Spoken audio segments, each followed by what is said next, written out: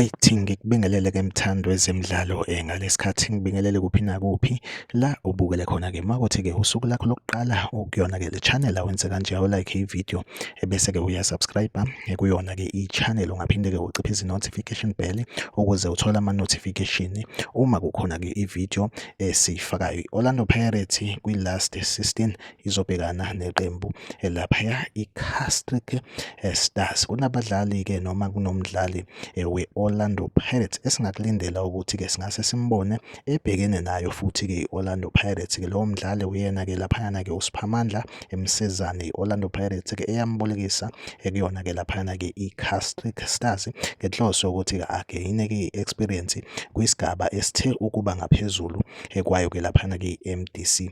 uSiphamandla Msezane umdlali ke owayenza kahle kakhulu kuyona ke laphana ke i-Diski Challenge yalo ke laphana ke ibhakabhaka and futhi sasilindele ukuthi ke lo mdlali i-Orlando Pirates ingase impromote kungekudala ngenxa ke yokuzimisela kwakhe, kodwa ke i-Orlando Pirates ke yakhetha ukuthi ke imbolekise kuyona ke i-Castric Stars ngenhloso ukuthi ke again i-experience ethe ukuthi exaxa. Lo mdlali ke singakulindela ukuthi ke naye abhekane ne-Orlando Pirates since i-loan contract yakhe imvumela ukuthi ke akwazi ukuthi ke mayidlala ke ne-Orlando Pirates naye ke abe khona kulelo qembu abolekiswe kulona.